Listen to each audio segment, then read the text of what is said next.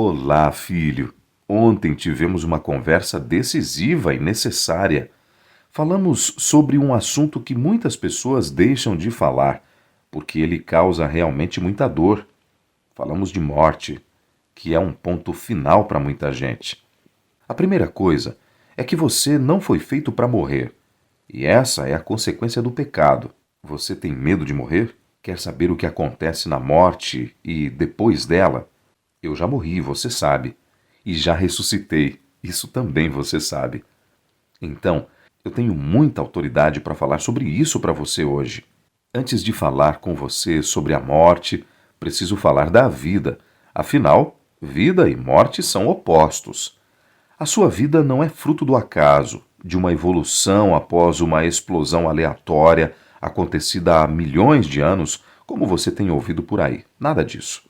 Você é meu filho porque eu te criei. Te fiz com minhas próprias mãos. Gênesis 1, 27. Você foi feito à minha imagem e semelhança. Depois de ter moldado cada parte do corpo de Adão com o pó da terra, eu soprei nas narinas e dei o fôlego da vida. E aí o ser humano passou a ser uma alma vivente. Gênesis 2, versículo 7. Você entendeu? Então a sua vida, filho, fui eu quem te criei. Agora chegou a hora de falarmos sobre o oposto, a morte. A morte é um processo inverso da criação. É a hora em que o pó se separa do fôlego de vida que eu dei e começa então o estado de inconsciência. E o pó volta à terra e o fôlego de vida volta para Deus. Eclesiastes 12, versículo 7. É como se fosse um auto-reverse daquilo que fizemos no início. Como a morte é um processo que afeta todos os seres vivos, eu deixei muitas informações sobre isso na Bíblia. Eu sabia que haveriam dúvidas sobre o assunto e que este seria um ponto de confusão provocado pelo enganador. Se eu dei a vida, ele tentaria eliminar isto a todo custo, afinal, ele quer me eliminar da sua mente. Por isso, esteja atento, filho. Preste atenção no que eu vou explicar agora. Alma é o mesmo que ser vivente. Então, toda vez que você ler esta palavra na Bíblia, saiba que é uma referência à pessoa, a você, um ser humano completo. É que existem muitas versões bíblicas, traduções diferentes, linguagens diferentes. Quando eu digo que a alma é minha, Ezequiel 18, 4 e 20, a palavra usada no original é nefresh. É o significado da junção do pó da terra com o fôlego da vida. É muito difícil falar de morte para mim, porque sei como é. Eu passei por ela. Eu sei sobre o futuro sem morte, mas entendo que a morte causa muita dor agora. Este não era e nunca foi o nosso plano ao criar o homem. Criamos o homem para viver eternamente, sem dor, sem sofrimento. Você provavelmente lembra que te falei sobre isso dias atrás. Embora uma vida perfeita e eterna para a humanidade fosse o nosso plano, demos a Adão e Eva o direito de escolher a quem obedecer. Você deve se lembrar, mas eu vou repetir. Coloquei uma árvore no centro do jardim, e desta eles não deveriam comer, porque se comessem, morreriam. Gênesis 2, versículos 16 e 17. Havia muitas árvores no jardim, e eles tinham a opção de comer desta ou não. Mas Eva se afastou de mim e decidiu dialogar com o perigo. Se arriscou. Ela estava ciente da proibição, mesmo assim foi enganada. Filho, Satanás age assim ainda hoje. Ele mistura uma verdade com a mentira de maneira sorrateira para enganar os meus filhos. Desde que ele se rebelou no céu, Satanás quer formar o seu próprio reino, o seu exército, e a quantos ele puder enganar, ele vai fazer. Naquela conversa, Eva ouviu a serpente dizer assim: Vocês não morrerão.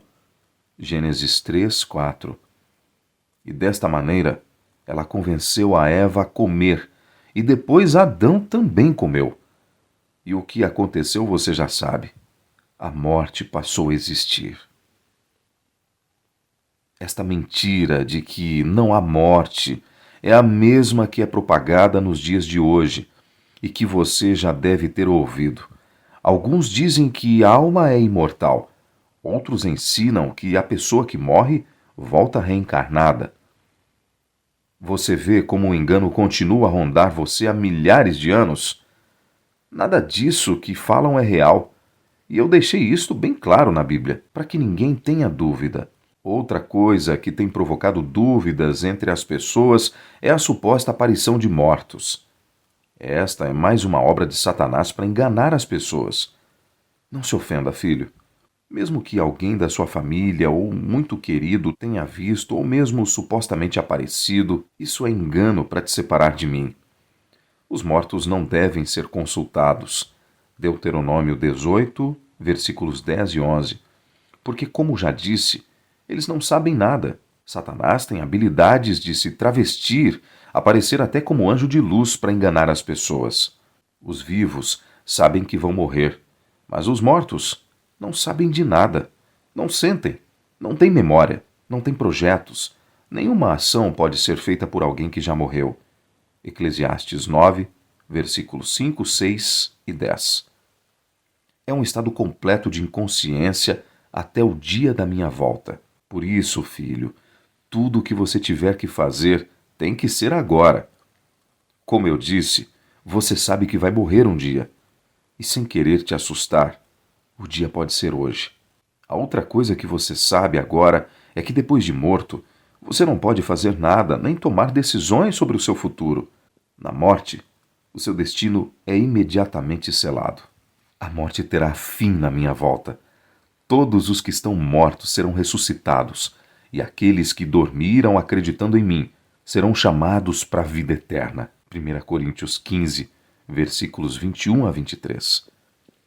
Da mesma forma que aconteceu com o meu grande amigo Lázaro, que estava morto e foi despertado ao som da minha voz, João 11, versículos 1 a 45, os que estiverem mortos no dia da minha volta ouvirão o meu chamado.